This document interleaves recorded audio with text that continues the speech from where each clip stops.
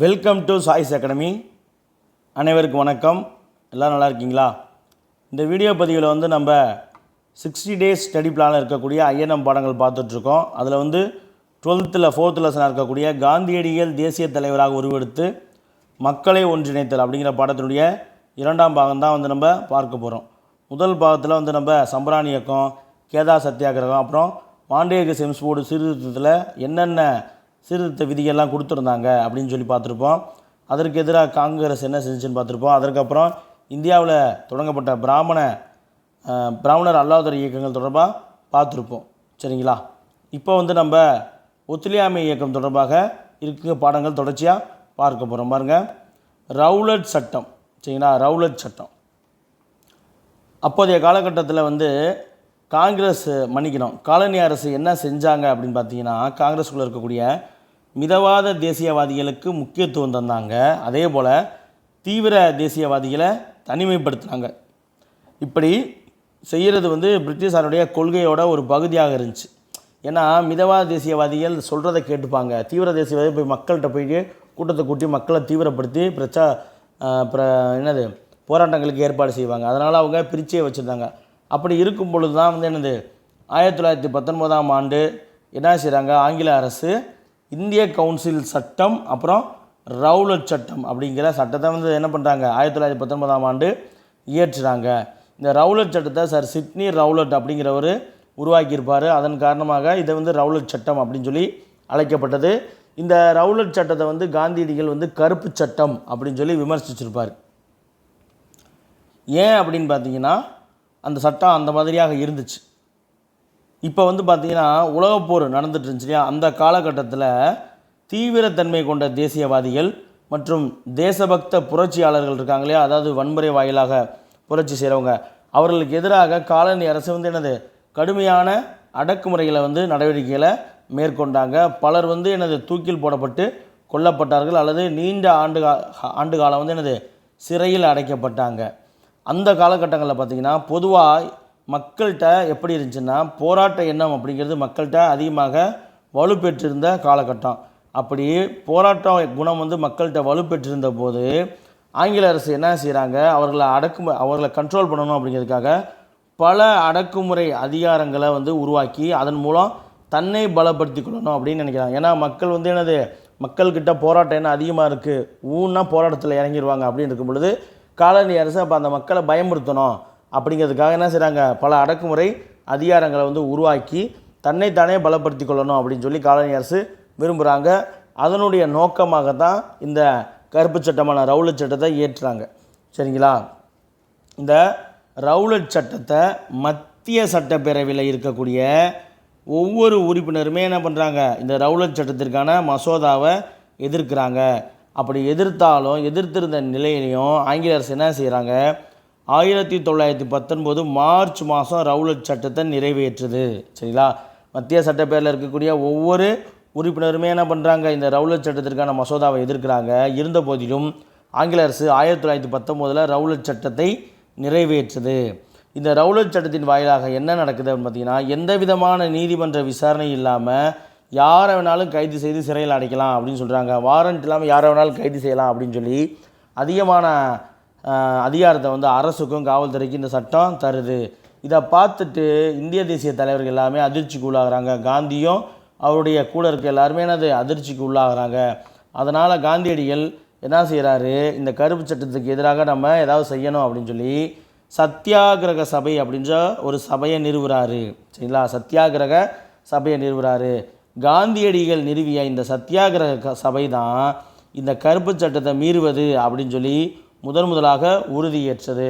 அப்படி உறுதியேற்றதன் விளைவாக பல்வேறு கூட்டங்கள் அந்நிய துணிகளை புறக்கணிக்கிறது, பள்ளிகளை புறக்கணிக்கிறது, கள்ளுக்கடைகளுக்கு எதிராக ஆர்ப்பாட்டங்கள் நடத்துறது, அப்புறம் மனுக்கள், போராட்டங்கள் ஆகிய பழமையான ஆர்ப்பாட்ட முறைகளை கைவிட்டுட்டு புதுமையான முறைகளில் என்ன செய்கிறாங்க, பின்பற்றப்பட்டது. ரவுலட் சட்ட எதிர்ப்பின் பொழுது பழமையான முறைகள் கைவிடப்பட்டு புதுமையான முறைகள் பின்பற்றப்பட்டது. தொழிலாளர்களும் கைவினை கலைஞர்களும் விவசாயிகள் போன்ற எல்லாரும் பெரும் அளவில் பங்கேற்புடன் சத்தியாகிரகம் அப்படின்ற ஆயுதமானது இந்த ரவுலட் சட்டத்தின் பொழுது பயன்படுத்தப்பட்டது. காதி இருக்கு இல்லையா, காதி ட்ரெஸ், காதி அதாவது இந்தியா சுதேசி பொருட்கள், காதி வந்து இதனுடைய அடையாளமாகவும் பின்னாடி தேசியவாதிகளோட உடையாகவும் காதி உடை வந்து என்னது மாறிடுச்சு. மக்கள் விழிப்புணர்வு அடைந்து அரசியல் பணிகளில் வந்து என்னது தீவிரம் காட்டினா தான் இந்தியாவுக்கு சுயராஜ்யம் கிடைக்கும் அப்படின்னு சொல்லி நினைக்க ஆரம்பிச்சிட்டாங்க. மக்கள் வந்து என்னது விழிப்புணர்வு அடைந்து அரசியல் பணிகளில் தீவிரம் காட்டினா தான் வந்து என்னது இந்தியாவுக்கு சுயராஜ்யம் அப்படிங்கிறது சாத்தியம் அப்படின்னு நினைக்கிறாங்க. அதனால் 1919 மார்ச் ஏப்ரல் காலகட்டங்களில் இந்தியா முழுவதும் ரவுலட் சட்டத்தை எதிர்த்து பல்வேறு போராட்டங்கள் நடந்துக்கிட்டு இருந்துச்சு. குறிப்பாக காந்தி என்ன பண்ணுறாரு, 1919 ஏப்ரல் 6ஆம் தேதி இந்த கருப்பு சட்டத்தை எதிர்த்து நாடு தழுவிய ஒரு போராட்டத்துக்கு அழைப்பு விடுக்கிறார். அதே தொடர்ந்து சென்னையில் எல்லா கடைகளும் மூடப்பட்டு இருக்கும். பல்வேறு இடங்களில் போராட்டங்கள் நடந்துகிட்ருக்கும். பஞ்சாப் பகுதியில் இந்த போராட்டமானது தீவிரமாக இருக்கும். அதனால் காந்தி பஞ்சாப் போகிறதுக்கு முயற்சி செய்வார். ஆங்கில அரசு காந்தியை கைது செய்து அவரை பஞ்சாபுக்குள்ளே போக விடாமல் செஞ்சுருவாங்க. காந்தி போராட்டத்தை அறிவித்த 3 நாள் கழித்து பஞ்சாபில் இருக்கக்கூடிய அமிர்தசரஸில் ஏப்ரல் 9ஆம் தேதி முக்கியமான உள்ளூர் தலைவரான சத்யபால் சாய்புதீன் கிச்சுலு அப்படிங்கிற 2 பேர் கைது செய்யப்படுவாங்க. இந்த கைதை எதிர்த்து அதற்கடுத்து ஒரு 3 நாள் கழித்து 4ஆவது நாள் ஏப்ரல் 13ஆம் தேதி என்ன பண்ணுறாங்க, அமிர்தசரஸில் இருக்கக்கூடிய ஜாலியன் வாலாபாக் அப்படிங்கிற இடத்துல ஒரு பொதுக்கூட்டத்துக்கு தேசியவாதிகள் ஏற்பாடு செய்வாங்க. அந்த நாள் வந்து பைசாகி திருநாள், அதாவது சீக்கியர்களுடைய அறுவடை திருநாள். சரிங்களா, பைசாகி அப்படின்னு சொல்லுவாங்க. அதன் காரணமாக இந்த பொதுக்கூட்டத்துக்காக வந்தவங்க மட்டும் இல்லாமல் பல்வேறு உள்ளூர் மக்களும் இந்த விழாவை கொண்டாடுறதுக்காக வந்திருப்பாங்க. அதனால் ஒரு 2000க்கு மேற்பட்ட மக்கள் வந்து இருப்பாங்க. இப்படி என்ன செய்கிறாங்க, இந்த மக்கள் கூடியிருக்கிறத பார்த்துட்டு ஆங்கில அரசு டென்ஷன் ஆயிடுவான். அதனால் அவன் என்ன பண்ணுவான், ஜாலியன் வாலாபாக் படுகொலை அப்படின்னு சொல்லப்படக்கூடிய ஒரு முக்கியமான துயர சம்பவத்தை அந்த மண்ணில் நிகழ்த்திடுவாங்க. அதைத்தான் நம்ம இப்போ பார்க்க போகிறோம். சரிங்களா, 1919 மார்ச் ஏப்ரலில் வந்து என்னது ரவுலட் சட்டத்துக்கு எதிராக வேலை நிறுத்தம் கடைபிடிக்கணும்னு சொல்லி காந்தி அழைப்பு விடுத்தது நாடு முழுவதும் ஊக்கம் பிறந்தது. இந்த போராட்டத்தின் போது என்னது இந்து முஸ்லீம் மக்கள் ஒன்றிணைந்து இந்த போராட்டத்தில் பங்கெடுப்பாங்க. அப்போ தான் கிலாபத் இயக்கம் 1918 கலிபாவுக்கு ஆதரவாக தொடங்கப்பட்டிருக்கும் இல்லையா. அப்போ காந்தியோடைய இந்த போராட்டத்தில் இந்து முஸ்லீம் கிலாபத் இயக்கமும் வந்து என்னது இதோடு இணைந்து போராட்டத்தில் ஈடுபட்டிருப்பாங்க. சரிங்களா, அடுத்து வந்து நம்ம ஜாலியன் வாலாபாக் படுகொலை பற்றி பார்க்க போகிறோம். நாடு முழுவதுமே இந்த மக்கள் போராட்டங்கள் வந்து என்னது நடந்துகிட்டு இருந்துச்சு. மக்களிடம் காணப்பட்ட மகத்தான தன்னெழுச்சியின் காரணமாக காலனி அரசு பயங்கரமாக டென்ஷன் ஆகிட்டான். சரிங்களா, அதாவது என்னது ஏப்ரல் 13 வந்து என்னது அமிர்தசரஸ் நகரத்தில் இருக்கக்கூடிய ஜாலியன் வாலாபாக்கில் பகுதியில் நிராயுத பாணிகளாக எந்த விதமான ஆயுதமே இல்லாமல் மக்கள் திரள் மீது கடுமையான அரசியல் குற்றங்களானது இழைக்கப்பட்டது. கடுமையான அரசியல் குற்றங்களானது நிகழ்த்தப்பட்டது. சத்யபால் சாய்புதீன் கிச்சுலு கைதுக்கு எதிராகத்தான் இந்த போராட்டமே வந்து இந்த கூட்டமானது கூட்டப்பட்டிருக்கும். அதனால் வந்து ஆர்ப்பாட்டம் நடத்துறதுக்காக 2000 மக்கள் கூடியிருப்பாங்க. இந்த கூடியிருந்த மக்களை பார்த்துட்டு அப்போது பஞ்சாபினுடைய துணைநிலை ஆளுநராக மைக்கேல் ஓ டயர் அப்படிங்கிறவர் இருப்பார். பஞ்சாபினுடைய துணைநிலை ஆளுநராக யார் இருப்பா, மைக்கேல் ஓ டயர். அப்போ அந்த பஞ்சாபினுடைய இராணுவ கமாண்டராக ஜெனரல் ரெஜினால்டு டயர் வந்து இருப்பாங்க. இவங்க 2 பேர் என்ன செய்கிறாங்க, தங்களுடைய அதிகாரத்தை பயன்படுத்தி இந்த ஆர்ப்பாட்டக்கார மக்களுக்கு வந்து என்னது பாடம் போட்டணும்னு நினைக்கிறாங்க. அதன் காரணமாக மைக்கேல் ஓ டயர் வந்து ஆர்டர் போடுறாரு. அப்போ மைக்கேல் ஓ டயருடைய ஆர்டரை ஏற்றுக்கிட்டு ரெஜினால்டு டயர் என்ன பண்ணுறாரு, ஆர்ப்பாட்டக்காரர்கள் பொதுமக்கள் எல்லாரும் கூடியிருக்க அந்த இடத்துக்கு போகிறாங்க. அங்கே போயிட்டு அந்த இடத்துல ஒரு குறுகிய வாசல் மட்டும்தான் இருக்குது. அந்த பகுதியை அடைச்சிட்டு அதை சுற்றிலும் பெரிய மதில் சுவர் இருந்தது. பெருசாக தப்பிச்சு போக முடியாத மதில் சுவர் இருந்தது. அந்த பகுதியில் அந்த மைதானத்தில் அந்த பூங்காவில் சிக்கி கொண்ட மக்களை குறி வச்சு, சரிங்களா, மிஷின் கன்னை வச்சு என்னது ஒரு 10 நிமிஷத்துக்கு துப்பாக்கி கூட்டெல்லாம் தீர்ந்து போகிற அளவுக்கு தொடர்ச்சியாக கவுண்டிங் ஃபயர் பண்ணுறாங்க. இதனால் வந்து பார்த்திங்கன்னா இந்த ரெஜினால்டு டயர் உத்தரவு போடுறான். படை வீரர்கள்லாம் கண்டினியூவாக சுடுறாங்க. கிட்டத்தட்ட ஆயிரக்கணக்கான மக்கள் இறந்துட்டதாக அன்அஃபிஷியலாக சொல்கிறாங்க. ஆனால் என்னது அரசு தகவலின்படி 379 பேர் தான் இறந்தாங்க அப்படின்னு சொல்கிறாங்க. 1000த்திற்கும் மேற்பட்டவர்கள் வந்து காயம் அடைந்தாங்க அப்படின்னு சொல்கிறாங்க. ஆனால் உண்மை என்னென்னா 1000த்திற்கும் மேற்பட்ட மக்கள் இறந்துருக்கலாம் அப்படின்னு சொல்கிறாங்க. அதோடு மட்டும் இல்லாமல் அந்த துணைநிலை ஆளுநர் என்ன சொல்கிறாரு, பஞ்சாப் பகுதியில் படைத்துறை சட்டத்தை அறிமுகப்படுத்துகிறாங்க. அதாவது இராணுவ சட்டத்தை அறிமுகப்படுத்தி பஞ்சாப் முழுவதுமே இந்த இராணுவ சட்டத்தை அமல்படுத்தி அங்கே இருக்கக்கூடிய மக்கள் எல்லாத்தையும் போட்டு சவுக்கால போட்டு அடின்னு அடித்து சொல்ல முடியாத அளவுக்கு துயரத்தை அவங்களுக்கு தர்றாங்க. மக்களை அடி வாங்கினதில் நடந்து போக முடியாத அளவுக்கு தெருவில் ஊர்ந்து தப்பிச்சு போகக்கூடிய அளவுக்கு ஆக்கி விட்டாங்க. இந்த கொடுமையை பார்த்துட்டு நாடு முழுவதுமே என்னது கொந்தளிப்பு அப்படிங்கிறது ஏற்பட ஆரம்பிச்சிருச்சு. பம்பாய், கல்கத்தா, டெல்லி, லாகூர் போன்ற இடங்கள் எல்லாத்துலேயுமே ரவுலட் சட்டத்துக்கு எதிராக பெரிய அளவில் போராட்டங்கள் வந்து என்ன செய்கிறாங்க, நடத்த ஆரம்பிக்கிறாங்க. அந்த ஆர்ப்பாட்டங்கள் செய்த அந்த ஆர்ப்பாட்டக்காரர்கள் மீது காவல்துறை என்ன பண்ணுறாங்க, துப்பாக்கி சூட நடத்துகிறாங்க. பல நகரங்கள் மற்றும் மாநகரங்களில் வன்முறை அப்படிங்கிறது நடக்க ஆரம்பிக்குது. இந்த கொடுமைகளுக்கு, இந்த ஜாலியன்வாலாபாக் பஞ்சாப் கொடுமைகளுக்கு எதிர்ப்பு தெரிவித்து கவிஞரான ரவீந்திரநாத் தாகூர் அவர்கள் உட்பட பல பிரபலங்கள் ஆங்கில அரசு அவர்களுக்கு வழங்கிய பட்டங்களை வந்து துறந்தாங்க. சரிங்களா? ரவீந்திரநாத் தாகூர் அவர்கள் அவருக்கு ஆங்கில அரசு வழங்கிய நைட்வுட் பட்டத்தை என்ன செய்வார், துறந்திருப்பார். அப்போது ஜாலியன்வாலாபாக் படுகொலை ஏப்ரல் 13 நடந்திருக்கும். மே மாதம் 31 ரவீந்திரநாத் தாகூர். அதை தொடர்ந்து பஞ்சாபில் வந்து என்னது சொல்ல முடியாத துயரங்களை ஏற்படுத்தியிருப்பாங்க இல்லையா? அப்புறம் நாடு முழுவதும் துப்பாக்கிச்சூடு நடத்துகிறாங்க.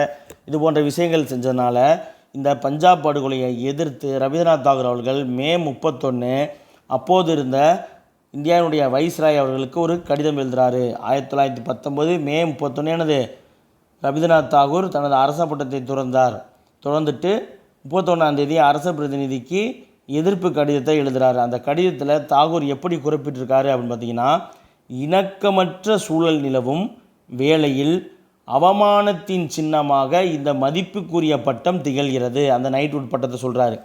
மனிதர்களாக கூட கருத முடியாத நிலையில் மதிப்பிழந்து போன எனது நாட்டு மக்களுக்கு ஆதரவாக எனது தரப்பில் நான் மேற்கொள்ளும் செயலாக எனக்கு வழங்கப்பட்ட அனைத்து சிறப்பு பட்டங்களையும் திரும்ப ஒப்படைக்கிறேன் அப்படின்னு சொல்லி லெட்டரில் எழுதி எதிர்ப்பு கடிதத்தை தர்றாரு.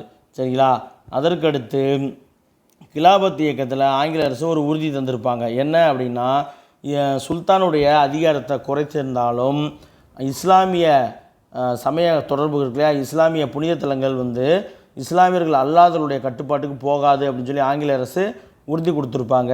இருந்தாலும் இஸ்லாமிய புனிதத்தலங்களை வந்து அந்த உறுதியை மீறி இஸ்லாமியர் அல்லாதவருடைய கட்டுப்பாட்டுக்கு ஆங்கில அரசு கொடுத்துருப்பாங்க. அது மட்டும் இல்லாமல் கிலாபத் மற்றும் பஞ்சாப் கொடுமை ஆகிய 2 காரணங்கள். இதுதான் வந்து கிலாபத் இயக்கம் துருக்கியை வந்து அவமானப்படுத்தினது, இஸ்லாமிய புனித தலங்களை வந்து மற்றவங்களுக்கு கொடுத்தது. அப்போ இந்த பஞ்சாப் கொடுமை, கிலாபத் இயக்கம், இந்த 2இன் காரணமாக உருவாக்கப்பட்ட ஒரு போராட்ட இயக்கம் தான் வந்து ஒத்துழையாமை இயக்கம். சரிங்களா? துருக்கி சுல்தான் மற்றும் இஸ்லாமிய புனித தலங்கள் தொடர்பானது தான் வந்து கிலாபத் இயக்கம். ஜாலியன்வாலாபாக்கில் ஆர்ப்பாட்டக்காரர்கள் மீது தாக்குதல் நடத்தப்பட்டு படுகொலை செய்யப்பட்ட நிகழ்வு பஞ்சாப் கொடுமை, ஜாலியன்வாலாபாக் படுகொலை அப்படின்னு சொல்லப்படுது. பிரிட்டிஷ் ஆட்சியாளர்கள் வந்து அவருடைய உறுதிமொழிகளுக்கு எதிராக இஸ்லாமிய புனித தலங்கள் என்ன செய்யுது, அதனுடைய கட்டுப்பாட்டை இஸ்லாம் அல்லாத சக்திகள் கட்டுப்பாட்டில் எடுத்துக்க ஆரம்பிக்கிறாங்க.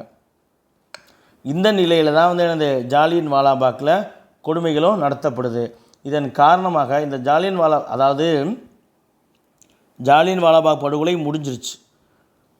கிலாபத் அந்த இஸ்லாமியர்களுக்கு என்ன சொல்கிறாங்க, கலிபாவினுடைய நிலையை வந்து நாங்கள் தாழ்த்த மாட்டோம், இஸ்லாமிய புனித தலங்கள் வந்து இஸ்லாமியர் அல்லாத சக்திகள்கிட்ட கொடுக்க மாட்டோம் அப்படின்னு உறுதி தருவாங்க. ஆனால் இஸ்லாமிய புனித தலங்கள் வந்து அதனுடைய கட்டுப்பாட்டை வந்து இஸ்லாம் அல்லாத சக்திகள் கட்டுப்பாட்டில் எடுத்துக்கொள்ள ஆரம்பிப்பாங்க. அப்படி எடுத்துக்கொள்ள ஆரம்பிக்கும்போது தான் ஜாலியன்வாலாபாக் படுகொலைக்கு என்ன பண்ணுறாங்க, அதற்கு எதிராக கேஸ் நடக்க முடியாது. அந்த படுகொலை சார்பாக அரசியல் குற்றம் நிகழ்த்தப்பட்டிருக்குன்னு சொல்லி மைக்கேல் ஓ டயர் மீதும் ரெஜினால்ட் டயர் மீதும் வழக்கு பதிவுப்பட்டு நீதிமன்ற விசாரணை நடக்கும். அந்த நீதிமன்ற விசாரணையில் ஜாலியன்வாலாபாக்கில் நடத்தப்பட்ட கொடுமைகளுக்கு காரணமாக இருந்த ரெஜினால்டு டயரும் மைக்கேல் ஓ டயர் 2 பேர்த்தையுமே நீதிமன்றம் குற்றங்களிலிருந்து விடுதலை செய்யுது. அப்போ விஷயம் வந்து என்னது, அவங்க தண்டிக்கப்படவும் இல்லைன்னு ரொம்ப கடுப்பாயிடுறாங்க. அதனால தான் கிலாபத்தும் இந்துக்களும், கிலாபத் இயக்க முஸ்லீம்கள் அப்புறம் இந்துக்கள் இணைந்து ஒத்துழையாமை இயக்க போராட்டத்தில் நினைக்கிறாங்க. இந்த சமயத்தில் தான் வந்து காந்தியடி என்ன செய்கிறாரு, இந்து முஸ்லீம்களை ஒன்றிணைக்கணும் அப்படிங்கிறதுக்காக கிலாபத் இயக்கத்தினுடைய மாநாடானது 1918 நவம்பர் மாதம் டெல்லியில் நடக்கும். அந்த மாநாட்டில் காந்தி போய் தலைமை உரையும் ஆற்றுவார். சரிங்களா? அடுத்து ஒரு பாக்ஸு செய்தி பார்க்க போகிறோம். ரொம்ப மிக முக்கியமான செய்தி. உத்தம் சிங், சரிங்களா, சீக்கிய வீரரான உத்தம் சிங் அவர்கள். அதாவது இவர் யார் அப்படின்னா, கால்சா அப்படின்ற ஒரு காலேஜ் வந்து எனது ஆங்கிலேயர் உதவியால் அமிர்தசரஸில் கட்டப்பட்டிருக்கும். கால்சா அமைப்பு அப்படிங்கிறது, சரிங்களா. அவருடைய குரு அந்த கால்சாஞ்சலி உருவாக்கி அதில் வந்து போர்க்கலைகள், சீக்கியர்களுக்கான போர்க்கலைகள், சீக்கியர்களுக்கான கல்வி, அவர்கள் சார்ந்த நலத்திட்டங்கள் எல்லாமே செய்யக்கூடிய அமைப்பு வந்து எனது கால்சா அமைப்பு. அந்த கால்சா ஆதரவற்றோர் காப்பகத்தில் வளர்க்கப்பட்ட சீக்கிய பதின்ம பருவ இளைஞர் தான் உத்தம் சிங் அவர்கள், சரிங்களா. சீக்கிய பதின்ம பருவ இளைஞரான உத்தம் சிங் அவர்கள் இந்த நிகழ்வை அவர் சிறுபிள்ளையாக இருக்கும் பொழுது அவருடைய கண்களால் கண்டு கோபமடைந்து இதற்கு நான் ஒரு நாள் பழி வாங்கியே தருவேன் அப்படின்னு சொல்லி முடிவெடுத்திருப்பார். அதன் காரணமாக அவர் கப்பலில், இந்த பெயிண்ட் அடிக்க கப்பலில் வேலை பார்க்கக்கூடிய பணிக்கு போயிட்டு அதன் வழியாக கப்பலில் வந்துட்டு லண்டனுக்கு போவார். லண்டனுக்கு போயிட்டு இந்த ஜாலியன் வாலாபாக் படுகொலைக்கு பழிவாங்கக்கூடிய விதமாக 1940 மார்ச் 30 தேதி மறக்கக்கூடாது. 1940 மார்ச் 30 அன்னைக்கு ஒரு கூட்டம் நடக்கும். காக்ஸ்டன் அரங்கு அப்படிங்கிற ஒரு அரங்கத்தில் ஒரு கூட்டம் நடக்கும். அந்த அரங்கத்தில் அந்த துணைநிலை ஆளுநராக இருந்த மைக்கேல் ஓட்டயர் இருக்கார் இல்லையா, மைக்கேல் ஓட்டயர், அந்த மைக்கேல் ஓட்டயரை உத்தம் சிங் அவர்கள் அவருடைய துப்பாக்கியால் சுட்டு படுகொலை செய்வார். பின்னாடி உத்தம் சிங் அவர்கள் கைது செய்யப்பட்டு லண்டனில் இருக்கக்கூடிய பென்டோன்ஸ் வில்லே அப்படிங்கிற சிறைச்சாலையில் தூக்கிலிடப்பட்டிருப்பார், சரிங்களா. அப்போ தான் இந்த விஷயம் நடக்கும்போது இந்து முஸ்லீம் ஒற்றுமை குறித்து காந்தியடியை அக்கறை கொண்ட காந்தியடிகளும் காங்கிரஸும் என்ன செய்கிறாங்க, பிரிட்டிஷ் ஆட்சியாளர்களால் ஏமாற்றப்பட்டதாக உணரப்பட்டிருந்த முஸ்லீம் தோழர்களுக்கு நம்ம துணையாக நிற்கணும்னு சொல்லி நிற்கிறாங்க, சரிங்களா. அப்போ தான் இந்த இஸ்லாமிய புனித தலங்கள் விஷயத்தில் வந்து இஸ்லாமிய தோழர்கள் ஏமாற்றப்பட்டதாக உணர்ந்திருப்பாங்க. அப்போ அவர்களுக்கு நம்ம துணையாக காங்கிரஸ், காந்தியும் காங்கிரஸும் நிற்கிறாங்க. அப்போ அந்த டெல்லி கிலாபத் இயக்க மாநாட்டில் மௌலானா சவுக்கத் அலி 3 முழக்கங்களை சொல்லுவார். அல்லாஹு அக்பர், வந்தே மாதரம், இந்து முஸ்லீம் வாழ்க அப்படின்னு சொல்லுவார். அவருடைய யோசனையை காந்தியடிகள் ஏற்றுக்கொள்வார். அந்த கிலாபத் இயக்கத்தை நிறுவிய அலி சகோதரர்களான மௌலானா சவுக்கத் அலி, மௌலானா முகமது அலி அவர்களோடு மௌலானா அபுல் கலாம் ஆசாத்தும் சேர்ந்து இந்த கிலாபத் இயக்கத்தினுடைய முக்கிய தலைவர்களாக விளங்கியிருப்பாங்க, சரிங்களா. அடுத்து ஒத்துழையாமை இயக்கம் தொடங்கப்பட்டதை நம்ம பார்க்க போகிறோம். கிலாபத் மாநாட்டில் காந்தியடிகளுடைய வற்புறுத்தலின் பேரில் 1920 ஆகஸ்ட் 31 முதல் ஒத்துழையாமை இயக்கத்தை தொடங்க முடிவு செய்யப்பட்டது, சரிங்களா. கிலாபத் மாநாட்டில் காந்தியடிகளுடைய வற்புறுத்தல் பேரில் 1920 ஆகஸ்ட் 31 10th நம்ம ஆகஸ்ட் 1 அப்படின்னு சொல்லி பார்த்துருப்போம், சரிங்களா. இதை நான் கன்ஃபார்ம் பண்ணி சொல்கிறேன் எப்பன்ட்டு, சரிங்களா. ஸ்பெல்லிங் மிஸ்டேக்காக கூட இருக்கலாம் இல்லையா, அதற்காக சொல்கிறேன். ஆகஸ்ட் 31 ஒத்துழையாமை இயக்கத்தை தொடங்க முடிவு செய்யப்படுகிறது. அதற்கு முன்னாடியே 1920 ஜூன் மாதத்தில் நடந்த அகமதாபாத் அனைத்து கட்சி கூட்டம் அப்படிங்குவாங்க, இல்லைன்னா கிலாபத் கூட்டத்தில் காந்தியடிகளுடைய ஒத்துழையாமை இயக்கத்துக்கு நம்ம ஆதரவு தெரிவிக்கணும்னு சொல்லி கிலாபத் கூட்டம் முடிவு செஞ்சு கிலாபத் கட்சி ஏற்றுக்கொண்டிருக்கும். அதே அடுத்து தான் 1920 செப்டம்பர் மாதம் காங்கிரஸ் கல்கத்தாவில் ஒரு சிறப்பு அமர்வு போட்டு காந்தியடிகள் இந்த ஒத்துழையாமை இயக்கத்தை நடத்தலாம்னு சொல்லி அனுமதி கொடுத்து அதற்கான காந்தியுடைய யோசனைகளை ஏற்றுக்கொண்டு தீர்மானத்தை நிறைவேற்றியிருப்பாங்க, சரிங்களா.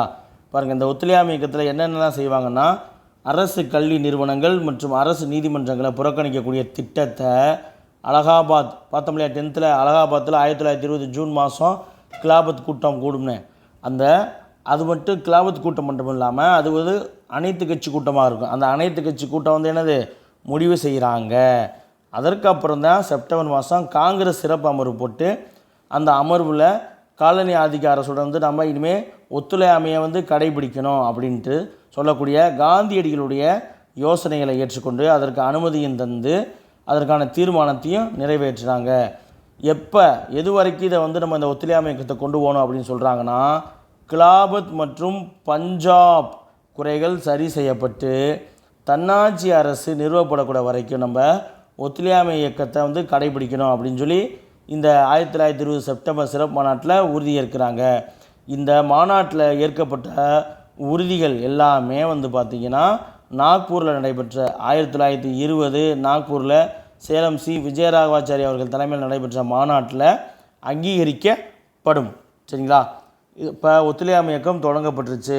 பள்ளிகள், கல்லூரிகள், நீதிமன்றங்கள், அரசு அலுவலகங்கள், சட்டப்பேரவைகள், அந்நிய பொருட்களை புறக்கணித்தல், அரசு வழங்கிய பட்டங்களை, விருதுகளை திருப்பி தர்றது, இது எல்லாமே வந்து என்னது ஒத்துழையாமை இயக்கத்தில் வந்து சேர்க்கப்பட்டுருச்சு. இது எல்லாமே ஒத்துழையாமை இயக்கத்தில் சேர்க்கப்பட்டுருச்சு.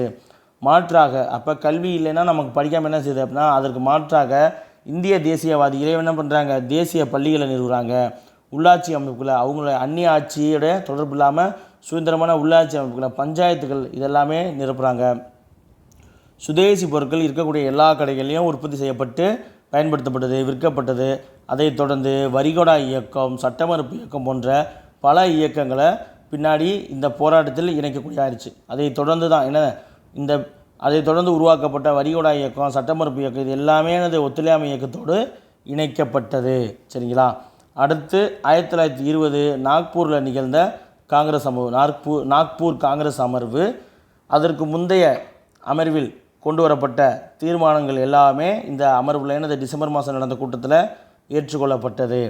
அடுத்து இந்த விஜயராகவாச்சாரி அவர்கள் தலைமையில் நடந்த 1920ஆம் ஆண்டு நாக்பூர் கூட்டத்தில் இன்னொரு முக்கியமான தீர்மானங்களானது ஏற்றுக்கொள்ளப்பட்டது. என்ன அப்படின்னு பார்த்தீங்கன்னா, மொழி சார்ந்த மாகாண காங்கிரஸ் கமிட்டி அமைக்கணும். சரிங்களா? மொழி சார்ந்த மாகாண காங்கிரஸ் கமிட்டியை அங்கீகரித்து அமைப்பதற்கு வகை செய்யக்கூடிய மற்றொரு முக்கிய தீர்மானமும் இந்த நாக்பூர் மாநாட்டில் ஏற்படுத்தப்பட்டது. இது ஒரு முறை எக்ஸாமில் கேட்டிருக்காங்க. சரிங்களா? எக்ஸாமில் கேட்டாங்க. இதன் காரணமாக இப்போ மொழி சார்ந்த மாகாண காங்கிரஸ் கமிட்டி அமைப்பதன் காரணமாக காங்கிரஸுடைய பலம் அதிகரிக்கும், உறுப்பினர்கள் அதிகமாக சேருவாங்க. இப்போ பார்த்தீங்கன்னா இந்தியா எப்படி இருக்குன்னா, இது பெங்கால் கவர்னன்ஸ். சரிங்களா? மன்னிக்கணும், பாம்பே பிரசிடென்சி, இது பெங்கால் பிரசிடென்சி, இது மெட்ராஸ் பிரசிடென்சினா ஒரு மாகாணத்துக்கு இப்போ இது மத்தியம், ஒரு மாகாணத்துக்கு ஒரு காங்கிரஸ் கமிட்டின்னு இருக்கும். இப்போ இந்த மெட்ராஸ்குள்ளேயே பார்த்தீங்கன்னா தெலுங்கு பேசுகிறவங்க இருப்பாங்க, மலையாளம் பேசுகிறவங்க இருப்பாங்க, தமிழ் பேசுகிறவங்க இருப்பாங்க. அதே போல் பம்பாயில் போய் பார்த்தீங்கன்னா குஜராத்தி பேசுகிறவங்க இருப்பாங்க, மராத்தி பேசுகிறவங்க இருப்பாங்க. அதே போல் வங்காளத்தில் போய் பார்த்தீங்கன்னா வங்காளம் பேசுகிறவங்க இருப்பாங்க, அப்புறம் அசாமு. அப்போ மொழி சார்ந்த காங்கிரஸ் கமிட்டி அமைச்சு நாலனா விலையில் 25 பைசா கொடுத்தா காங்கிரஸில் உறுப்பினர் ஆகிக்கலாம் அப்படின்ற வகையில் உறுப்பினர்கள் சேர்க்கறதுக்கு எல்லா கிராமங்களுக்கும் போயிட்டு நாலனா அப்படிங்கிற குறைவான கட்டணத்தில் கிராம மக்களை எல்லாத்தையும் காங்கிரஸில் சேர்த்துக்கிறதுக்கு வழிவகை செய்வாங்க. சரிங்களா? அப்போ இதன் காரணமாக பெரும் எண்ணிக்கையிலான உறுப்பினர்களும் பணியாளர்களும் இந்த காங்கிரஸ் இயக்கத்தில் சேர ஆரம்பிக்கிறாங்க. காங்கிரஸினுடைய அடிப்படையை விரிவாக்கக்கூடிய நடவடிக்கையாக இந்த பணியாளர்கள் என்ன செய்கிறாங்க, காங்கிரஸ் உறுப்பினர்கள் எல்லா கிராமங்களுக்கும் போயிட்டு 25 பைசா வாங்கிட்டு குறைவான கட்டணத்தில் காங்கிரஸுக்கு ஆள் சேர்க்குற வேலையை செய்கிறாங்க. காங்கிரஸினுடைய ஒட்டுமொத்த செயல்பாடுகள் மாற்றம் பெற ஆரம்பிக்குது. நாட்டின் பெயரால் ஒன்று சேர்ந்த மக்கள் எல்லாருமே, இந்தியா அப்படிங்கிற நாட்டின் பெயரால் ஒன்று சேர்ந்த மக்கள் எல்லாருமே தேசிய போராட்டங்களில் பங்கேற்க ஆரம்பிச்சிட்டாங்க. ஆனால் மக்கள் போராட்டத்தை எதிர்த்த ஒரு குரூப்பும் இருந்துச்சு எங்கள் காங்கிரஸ்குள்ளேயே.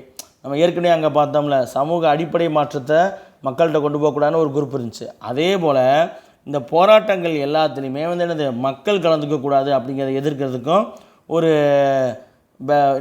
ஒரு பிற்போக்குவாத பழமைவாத காங்கிரஸ் கட்சி மெம்பர்ஸ் இருந்திருப்பாங்க. அவங்க என்ன செய்கிறாங்க, அந்த பழமைவாதிகள் எல்லாமே நம்ம தான் போராட்டம் நடத்தணும், மக்கள் எதுக்குப்பா நடத்தணும் அப்படின்னு நினச்சிட்டு இருந்தவங்க. அப்போ மக்களை இவங்க காங்கிரஸ் எல்லா போராட்டங்கள்லேயும் காந்தியும் காங்கிரஸும் இணைக்கிறாங்க. அப்படிங்கிறனால நமக்கு இங்கே வேலையில் மக்கள் போராட்டத்தை நம்ம விரும்பலைன்னு சொல்லிட்டு அவங்களாம் என்ன செய்கிறாங்க, காங்கிரஸ்லேருந்து வெளியே போகிறாங்க. அப்போ அதற்கு அப்புறம் தான், அதுக்கு முன்னாடியெல்லாம் சரி காங்கிரஸை பொதுவாகவே பிராமணர்களுடைய கட்சி அப்படின்வாங்க. அதே போல் பண்ணையார் கட்சி அப்படின்லாம் சொல்லுவாங்க. ஏன்னா பணக்காரங்களாக இருப்பாங்க காங்கிரஸில். அப்போ மேல்குடிக்கானது அப்படிங்கிற அடையாளத்தை வச்சுக்கிட்டு இருந்த காங்கிரஸ் கட்சி மெதுவாக உண்மையான தேசிய அமைப்பு, அனைத்து தரப்பு மக்களும் காங்கிரஸில் இருக்காங்க அப்படிங்கிற அந்த உண்மையான தேசிய அமைப்பு அப்படின்ற தோற்றத்தில் ஒரு மக்கள் அமைப்பாக காந்தியடிகளுடைய தலைமையில் காங்கிரஸ் மாறுது. எப்போது 1920 நாக்பூர் காங்கிரஸ் மாநாட்டுக்கு அப்புறம். சரிங்களா? அடுத்து காந்தியடிகளுடைய தலைமை ஏற்படுத்திய தாக்கம் என்ன அப்படின்னு சொல்லி நம்ம பார்க்க போகிறோம். காந்தியடிகளுடைய தலைமை ஏற்படுத்திய தாக்கம். உள்ளூர் மக்களால் ஆயிரக்கணக்கான பள்ளிகள், நூற்றுக்கணக்கான கல்லூரிகள் மற்றும் வித்யாபீடங்கள் நிறுவப்படுது. ஏன்னா ஒத்துழையாமை இயக்கத்தில் ஆங்கில அரசு கல்வி நிறுவனங்களை புறக்கணிச்சனால. அப்போ உள்ளூர் மக்களே என்ன பண்ணுறாங்க, ஸ்கூல்ஸு, காலேஜு எல்லாத்தையும் நிறுவுறாங்க. பல முக்கியமான முன்னணி வழக்கறிஞர்கள் என்ன செய்கிறாங்க, அவருடைய தொழிலை கைவிடுறாங்க. ஜவஹர்லால் நேரு அவர்கள் இந்த ஒத்துழையாமை இயக்கத்தின் போது தான் அவருடைய வழக்கறிஞர் பணியை என்ன செய்கிறாரு, கைவிட்டார். சரிங்களா. ஆயிரக்கணக்கான பள்ளிகள் மற்றும் கல்லூரி மாணவர்கள் அரசு நிறுவனங்களை விட்டு வெளியே வந்தாங்க. தேச துரோக குற்றம் சாட்டப்பட்ட அலி சகோதரர்கள் கைது செய்யப்பட்டு சிறையில் அடைக்கப்பட்டாங்க. இந்த ஒத்துழையாமை இயக்க போராட்டின் பொழுது அலி சகோதரர்கள் மீது தேச துரோக குற்றம் சாட்டப்பட்டு அவர்கள் சிறையில் அடைக்கப்பட்டாங்க. அடுத்து சட்ட மறுப்பு இயக்கத்தை தொடங்கணும்னு சொல்லி மக்களுக்கு அந்தந்த பிரதேச காங்கிரஸ் கமிட்டிகள் என்ன சொல்கிறாங்க, அழைப்பு தர்றாங்க. சட்டத்தை மறுத்து செயல்படணும் அப்படின்னு சொல்லி அந்த சட்ட மறுப்பு இயக்கத்தை மக்கள்கிட்ட தொடங்குங்க அப்படின்னு சொல்லி அந்தந்த பகுதியில் இருக்கக்கூடிய காங்கிரஸ் கமிட்டி என்ன சொல்கிறாங்க, அழைப்பு விடுக்கிறாங்க. அரசு எப்பயும் போல் வழக்கம் போல் அடக்குமுறையை கையாளுது. பாரபட்சமே இல்லாமல் கைது செய்யப்பட்ட தொண்டர்கள் எல்லாருமே சிறையில் அடைக்கப்பட்டாங்க. இந்தியாவினுடைய பல நகரங்களுக்கு 1921 வேல்ஸ் இளவரசர் என்ன பண்ணுறாரு, வருகை தந்தார். ஒத்துழையாமை இயக்கத்தினுடைய ஒரு பகுதியாக பல நகரங்களுக்கு வருகை தந்த வேல்ஸ் இளவரசருடைய வருகையானது வெற்றிகரமாக புறக்கணிக்கப்பட்டது. பிரிட்டன் அரசு என்ன பண்ணுவான், ஒத்துழையாமை இயக்கத்தில் இருக்கும் பொழுது பிரிட்டன் இளவரசரான வேல்ஸ் இளவரசர் இந்தியாவுக்கு பயணம் தரும் பொழுது இந்திய மக்கள் நம்ம மீது கொஞ்சம் விசுவாச உணர்வோடு இருப்பாங்க அப்படின்னு அவங்க எதிர்பார்த்துருப்பாங்க. சரிங்களா. அதாவது இந்திய மக்களுடைய விசுவாச உணர்வை வேல்ஸ் இளவரசர் பயணம் தூண்டும் அப்படின்னு காலனி ஆதிக்க அரசு நினச்சிட்டு இருப்பாங்க. ஆனால் ஒத்துழையாமை இயக்கத்தில் ஈடுபட்ட மக்கள் எல்லாரும் 1921 வேல்ஸ் இளவரசருடைய பயணத்தை புறக்கணிச்சிருவாங்க. அவரை போயிட்டு சந்திக்க மாட்டாங்க, மரியாதை செய்ய மாட்டாங்க, எதுவுமே செய்ய மாட்டாங்க. அவர் பாட்டுக்கு வந்துட்டு போகிற மாதிரி இருக்கும். சரிங்களா. நாடு முழுவதுமே தொழிலாளர்களும் விவசாயிகளும் இந்த வேலை நிறுத்தத்தில், ஒத்துழையாமை இயக்க வேலை நிறுத்தத்தில் ஈடுபட்டாங்க. இந்தியர்கள் காந்தி அப்போ ஒரு ஸ்டேட்மெண்ட் சொல்கிறாரு, இந்தியர்கள் ஒத்துழையாமை இயக்கத்தை வன்முறையற்ற வகையில் பின்பற்றினா 1 வருஷத்துக்குள்ளே நான் சுயராஜ்யத்தை வாங்கி தரேன்னு காந்தி உறுதி தராரு. நடக்காமலே போச்சு. சரிங்களா. இந்தியர்கள் வன்முறையற்ற வகையில் இந்த ஒத்துழையாமை இயக்கத்தை பின்பற்றினா 1 வருஷத்துலேயே நான் சுயராஜ்யம் வாங்கி தரேன்னு காந்தியடிகள் சொன்னார். சரிங்களா. ரொம்ப முக்கியமான ஸ்டேட்மெண்ட். இந்த ஸ்டேட்மெண்ட்லாம் ரொம்ப முக்கியம். சரிங்களா. போராட்டத்தினுடைய இந்த கட்டத்தில் தான் தென்னிந்தியா ரொம்ப முன்னேறி போக ஆரம்பிச்சிச்சு. தென்னிந்தியாவில் ஆந்திராவில் இருக்கக்கூடிய விவசாயிகள் எல்லாரும் என்ன செய்கிறாங்க, ஜமீன்தார்களுக்கு வழங்க வேண்டிய வரியை நிப்பாட்டிட்டாங்க. சிரலா பெரலா அப்படின்ற பகுதியை சேர்ந்த அனைத்து மக்களுமே நாங்கள் வரி கொடுக்க மாட்டோம். ஏன்னா 1920 ஒத்துழையாமை இயக்கம் தொடங்கி 1921-22 வரிகோடா இயக்கத்தையும் காந்தி தொடங்கிடுவார். அப்போ அதனால் இந்த தென்னிந்தியாவில் இருக்கக்கூடிய சிரலா பெரலாவை சேர்ந்த விவசாயிகள் மக்கள் எல்லாரும் நாங்கள் வரி தர மாட்டோம் அப்படின்னு சொல்லி கூட்டமாக நகரத்தை விட்டு காலி செஞ்சுட்டு வெளியே போகிறாங்க. அடுத்து அங்கே இருக்கக்கூடிய நூற்றுக்கணக்கான கிராம தலைவர்களும் கிராம பட்டியல்களும் ஷான்போக்களும் என்ன செய்கிறாங்க, அவர்களுடைய வரி வசூலிக்கூடிய பதவியை ராஜினாமா செய்கிறாங்க. சரிங்களா. தமிழ்நாட்டில் பார்த்திங்கன்னா சி ராஜாஜி அவர்களும் எஸ் சத்தியமூர்த்தி அவர்களும் தந்தை பெரியார் அவர்கள் ஆகியோருடைய தலைமையில் இந்த ஒத்துழையாமை இயக்கம் தமிழ்நாட்டில் வெற்றிகரமாக நடத்தப்பட்டது. கேரளாவில் ஜமீன்தார்களுக்கு எதிராக விவசாயிகள் போராட்டங்கள் நடத்துகிறாங்க. இந்த போராட்டத்தில் அதிகமாக முஸ்லீம் மாப்பிள்ளைகள் கலந்துகிட்ருப்பாங்க. இது பின்னால் இந்து முஸ்லீம் மோதலாக பார்க்கப்பட்டது. குருதி கொட்டிய மலபார் கிளர்ச்சி எப்போ 1920 ஒத்துழையாமை இயக்கத்தின் போது தான் நடந்துச்சு. சரிங்களா. இந்த மலபார் கிளர்ச்சிக்கு மதச்சாயம் பூசப்பட்டது. காந்தியடிகள் இஸ்லாமிய தலைவர்கள் பொது மன்னிப்பு கேட்கணும்னு சொல்லி பகிரங்கமாக அறிவிப்பார். சரிங்களா. அப்போ தென்னிந்தியா இந்த ஒத்துழையாமை இயக்கத்தில் முன்னேறி போச்சு. எப்படி சிரலா பெரலா பகுதியை சேர்ந்த மக்கள் வரி தர மாட்டேன்னு சொன்னாங்க, கிராமத்தை விட்டு வெளியேறி போனாங்க. அதே போல் எங்கள் பட்டியல்கள் சான்மோக்கள் எல்லாமே பதவியை விலகிட்டு போயிட்டாங்க. தமிழ்நாட்டில் ராஜாஜி பெரியார் சத்தியமூர்த்தி தலைமையில் ஒத்துழையாமை இயக்கம் பயங்கரமாக சிறப்பாக நடத்தப்பட்டது. கள்ளுக்கடைகள் முன்பு மறியல்களும் ஆர்ப்பாட்டங்களும் பெரியாருடைய சகோதரியான கண்ணம்மாள் மனைவியான நாகம்மையார் தலைமையில் நடத்தப்பட்டது. அடுத்து வந்து பார்த்திங்கன்னா உத்தரப்பிரதேசம், வங்காளம், அஸ்ஸாம், பீகார், ஒடிசா போன்ற பல பகுதிகளில் இருக்கக்கூடிய மக்கள் எல்லாரும், கீழ்வகுப்பு மக்கள் எல்லாருமே இந்த போராட்டங்களின் பொழுது தாங்கள் தீவிரமாக அவமதிக்கப்பட்டதாக சொல்கிறாங்க. சரிங்களா? உத்தரப்பிரதேசம், பெங்கால், ஒடிசா இந்த பகுதியில் இருக்கக்கூடிய கீழ்வகுப்பு மக்கள் எல்லாரும் ஒத்துழையாமை இயக்க போராட்டின் பொழுது அவமதிக்கப்பட்டதாக அப்போது இருந்த இந்திய அரசு துறை செயலாளருக்கு இந்திய வைசிராய் ஒரு கடிதம் எழுதுகிறாரு. அந்த கடிதத்தில் அவரே ஒப்புக்கொள்கிறார், இந்த பகுதியில் இருந்த கீழ் வகுப்பு மக்கள் எல்லாத்தையும் நாங்கள் அவமானப்படுத்துகிறோம் அப்படின்னு ஒத்துக்கொள்கிறார். இந்த இயக்கத்துடைய, இந்த ஒத்துழையாமை இயக்கத்தினுடைய தீவிரம் கண்டு ஊக்கம் பெற்ற காங்கிரஸ் என்ன செய்கிறாங்க, சிறப்பு மாநாட்டில் இந்த இயக்கத்தை இன்னுமே என்னது தீவிரமாக்குறது பற்றி உறுதியுடன் கலந்து ஆலோசிக்க ஆரம்பிச்சிட்டாங்க.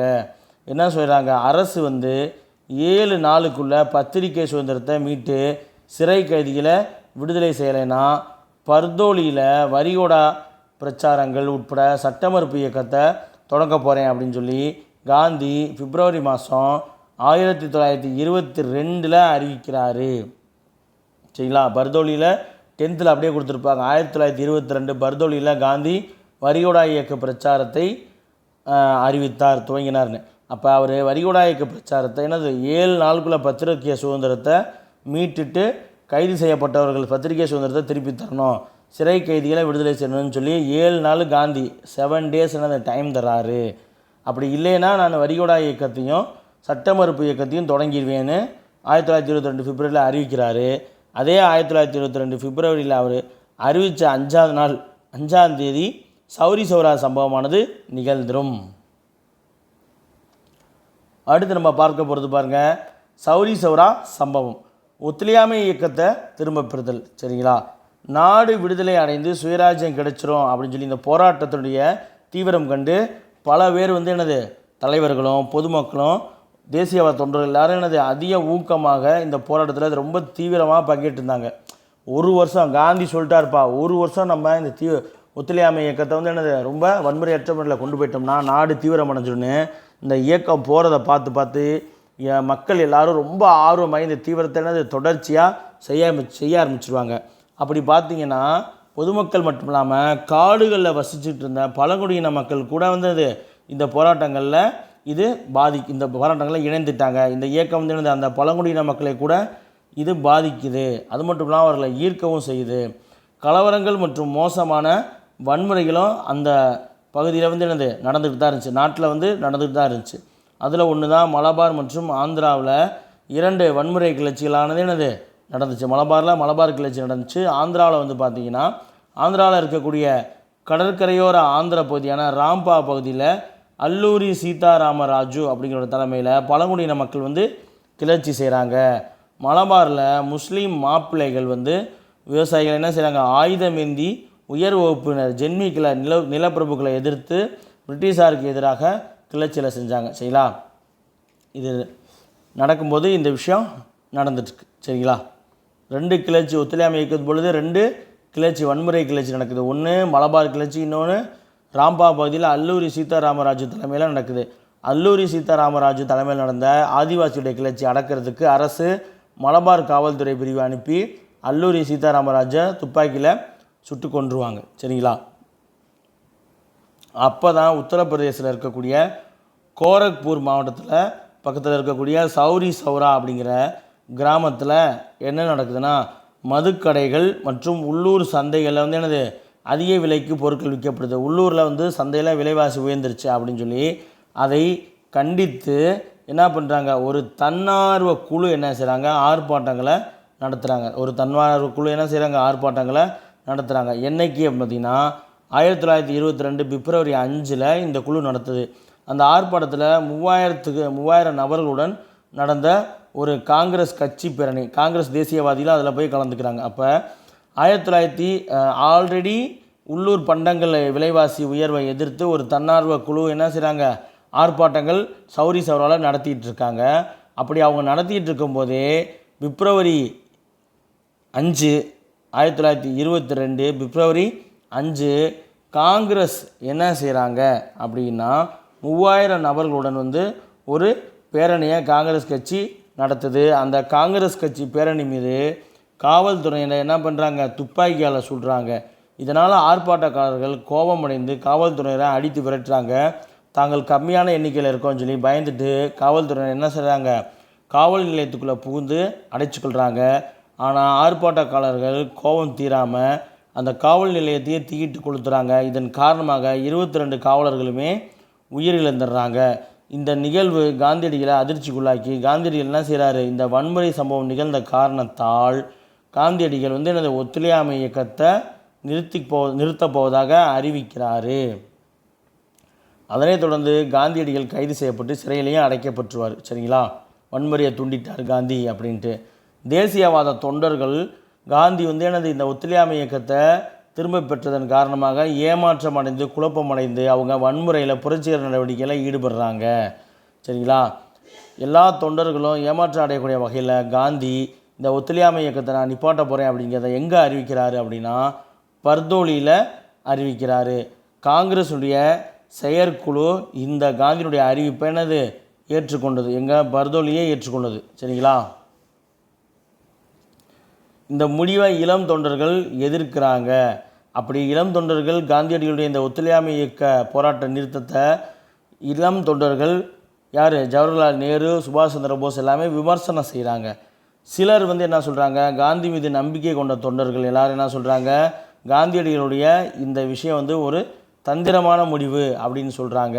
ஒத்துழையாமை இயக்கத்தின் பொழுது வன்முறையை தூண்டியதன் காரணமாகவும் 22 பேர் இறப்பிற்கு காரணம் சொல்லி காந்தியடிகள் கைது செய்யப்பட்டு 6 வருடம் சிறை தண்டனை விதிக்கப்படுது. சரிங்களா, காந்தி 6 வருட சிறை தண்டனை விதிக்கப்பட்ட காந்தியடிகள் பற்றி நேருவும் ஜவஹர்லால் நேருவும் சுபாஷ் சந்திர போஸும் கடுமையான விமர்சனம் செய்கிறாங்க. இப்படி ஒத்துழையாமை இயக்கமானது என்னது முடிவுக்கு வந்துருச்சு. சரிங்களா, அடுத்து வந்து பார்த்திங்கன்னா துருக்கியில் பொதுமக்கள் எல்லாரும் முஸ்தபா கமால் பாட்ஷா அப்படிங்கிற தலைமையில் கிளர்ந்து போயிட்டு துருக்கி சுல்தான்கிட்ட இருந்து அதிகாரத்தை பறிச்சுட்டு என்ன சொல்கிறாங்க, கலீஃபா பதவியை ஒழிச்சிட்டு மதமும் அரசியலும் இணைந்து செயல்படக்கூடாது அப்படின்னு அறிவிக்கிறாங்க. அப்படி அறிவிச்சனால கலீஃபா பதவியே இல்லைனானே கலீஃபாவினுடைய பதவிக்காக உருவாக்கப்பட்ட கிலாபத் இயக்கமும் வந்து என்னது தேவையில்லாமல் போயிருச்சு. ஆல்ரெடி அலி சகோதரர்கள் கைது செய்யப்பட்டாங்க தேச துரோக வழக்கில். சரிங்களா, அடுத்து வந்து நம்ம காங்கிரஸுக்குள்ளே தோற்றுவிக்கப்பட்ட சுயராஜ்ய கட்சி மற்றும் அதனுடைய செயல்பாடுகள் குறித்து வந்து நம்ம பார்க்க போகிறோம். சரிங்களா, சுயராஜ்ய கட்சி 1923 ஜனவரி முதல் நாள் தோற்றுவிக்கப்பட்டது. யாரால் அப்படின்னா ஜவஹர்லால் நேருவினுடைய தந்தையான மோதிலால் நேரு மற்றும் தேசபந்து சிஆர் தாஸ், நேதாஜி அவருடைய அரசியல் குருவான சிஆர் தாஸ் அவர்களால் தோற்றுவிக்கப்பட்டது. சரிங்களா, பார்ப்போம். ஒத்துழையாமை இயக்கம் திரும்ப பெற்றதை அடுத்து என்ன அப்படின்ற கேள்வி அப்படிங்கிறது பொதுவாக எழும் இல்லையா? அப்படி இருக்கும் பொழுது தான் சித்தரஞ்சன் தாஸும் சிஆர் மோதிலால் நேரு இவங்க புதிய வழியில் வந்து செயல்பாட்டை அறிவிக்கிறாங்க. என்ன அப்படின்னு பார்த்தீங்கன்னா தீவிர அரசியலுக்கு திரும்பணும் அப்படின்னு அதில் அவங்க சொல்கிறாங்க. அதாவது ஆங்கில அரசு அறிவித்த இரட்டை ஆட்சியில் 1919 இரட்டை ஆட்சியில் பங்கு பெற்று தேர்தல் அரசியலில் ஈடுபடுவது அடக்கம் அப்படின்னு அவர்கள் விரும்புகிறாங்க. சரிங்களா, தீவிர அரசியலுக்கு திரும்பணும். அப்படி நம்ம தீவிர அரசியலுக்கு திரும்பணும்னா தேர்தல் அரசியலில் பங்கு பெற்று நம்ம சட்டமன்றத்துக்குள்ளே போய் மக்களுக்கு நலப்பணிகள் செய்வதன் மூலம் தான் நம்ம தீவிர அரசியல் செய்ய முடியும் அப்படின்னு அவங்க சொல்கிறாங்க. சீர்திருத்தம் பெற்ற சட்டப்பேரவையை கைப்பற்றி தேசியவாத உணர்வூட்டி அதன் செயல்பாடுகளை முடக்கணும். அப்படி முடக்கும் ஆற்றலை தேசியவாதிகள் என்ன பண்ணுறாங்க, வெளிப்படுத்துகிறாங்க. சட்டப்பேரவைகளை கைப்பற்றி அந்த சட்டப்பேரவையே வந்து என்னது ஏதாவது ஒரு மசோதா கொண்டு போது முடக்கக்கூடிய வேலைகளை தேசியவாதிகள் வெளிப்படுத்துகிறாங்க. சுயராஜ்யம் வேண்டுவோர் மற்றும் மாற்றம் வேண்டுவோர், சரிங்களா, ப்ரோ சேஞ்சஸ் அப்படின்னு இந்த குழு என்னது அழைக்கப்பட்டது. சரிங்களா, நம்ம சட்டமன்றத்துக்குள்ளே போகணும் அப்படின்னு சொன்ன சித்தரஞ்சன் சிஆர் தாஸ் மோதிலால் நேரு அவர்கள் தலைமையிலான குழு வந்து என்னது ப்ரோ சேஞ்சர்ஸ் இல்லைன்னா சுயராஜ்யம் வேண்டுவோர். நம்ம போய் என்னது தேர்தல் அரசியலில் பங்கேற்று சட்டமன்றத்தை கைப்பற்றி அதை முடக்குவோம் அப்படின்னு சொல்கிறாங்க அந்த குழு. தமிழ்நாட்டில் இந்த ப்ரோ சேஞ்சர்ஸ்க்கு சத்தியமூர்த்தி, தீரர் சத்தியமூர்த்தி, வெள்ளிநாக்கு நாவலர் என்று அழைக்கப்பட்ட தீரர் சத்தியமூர்த்தி அவர்கள் இந்த குழுவில் இணைந்தார். சரிங்களா? சட்டப்பேரவைக்குள்ளே நம்ம போகக்கூடாதுன்னு காங்கிரஸுக்குள்ளேயே ஒரு குழு எதிர்க்கிறாங்க. அந்த குழு காந்தியடிகளோட வழியை பின்பற்றி மக்களை ஒன்று திரட்டக்கூடிய பணிகளை மட்டும்தான் ஆர்வம் காட்டியது. இதே தொடர்ந்து தான் காங்கிரஸ் என்னது, மாற்றத்தை விரும்புவோர், மாற்றத்தை விரும்பாதோர் அப்படின்னு சொல்லி ரெண்டாக பிரிஞ்சிச்சு. மாற்றத்தை விரும்புவோர் தான் இந்த சிஆர் தாஸ், மோதிலால் நேரு தலைமையிலான குழு. மாற்றத்தை விரும்புவோர். மாற்றத்தை விரும்பாதவர் வந்து யார், ராஜாஜி இவங்களாம் இருப்பாங்க அதில். சரிங்களா? இந்த குழுவுக்கு, மாற்றத்தை விரும்பாதவர் குழுவுக்கு ராஜாஜி, அப்புறம் வல்லபாய் பட்டேல், ராஜேந்திர பிரசாத் இவங்கெல்லாம் தலைமையேற்றிருப்பாங்க. இவங்க மக்களை திரட்டுற வேலையை மட்டும்தான் செய்வாங்க, அரசியலில் பங்கெடுக்க வேணான்வாங்க.